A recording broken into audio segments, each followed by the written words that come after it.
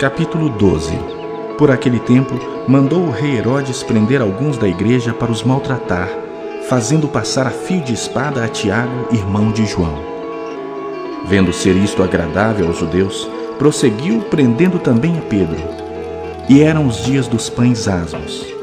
Tendo-o feito prender, lançou-o no cárcere, entregando-o a 4 escoltas de 4 soldados cada uma para o guardarem, tencionando apresentá-lo ao povo depois da Páscoa. Pedro, pois, estava guardado no cárcere, mas havia oração incessante a Deus por parte da igreja a favor dele. Quando Herodes estava para apresentá-lo naquela mesma noite, Pedro dormia entre 2 soldados, acorrentado com 2 cadeias, e sentinelas à porta guardavam o cárcere. Eis, porém, que sobreveio um anjo do Senhor, e uma luz iluminou a prisão. E tocando ele o lado de Pedro, o despertou, dizendo: "Levanta-te depressa." Então as cadeias caíram-lhe das mãos. Disse-lhe o anjo: "Cinge-te e calça as sandálias." E ele assim o fez.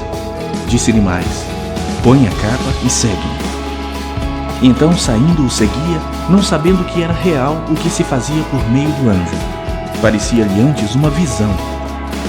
Depois de terem passado a primeira e a segunda sentinela, chegaram ao portão de ferro que dava para a cidade, o qual se lhes abriu automaticamente.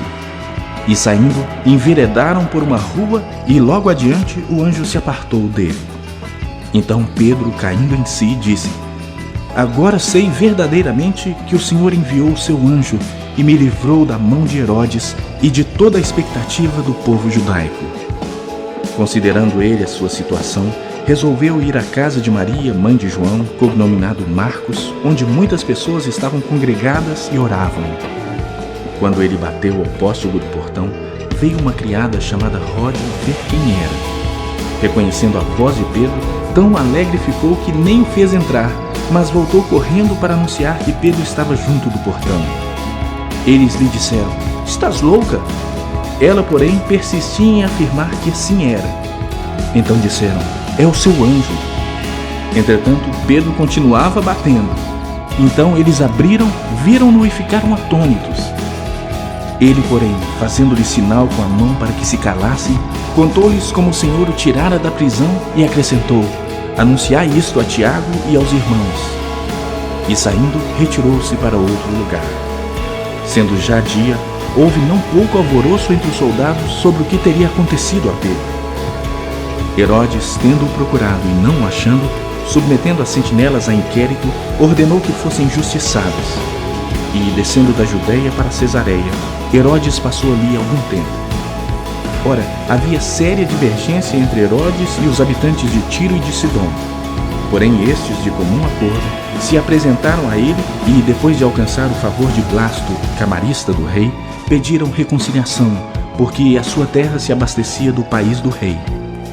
Em dia designado, Herodes, vestido de trajo real, assentado no trono, dirigiu-lhes a palavra, e o povo clamava: "É voz de um Deus, e não de homem." No mesmo instante, um anjo do Senhor o feriu por ele não haver dado glória a Deus, e comido de vermes expirou. Entretanto, a palavra do Senhor crescia e se multiplicava. Barnabé e Saulo, cumprida a sua missão, voltaram de Jerusalém, levando também consigo a João, apelidado Marcos.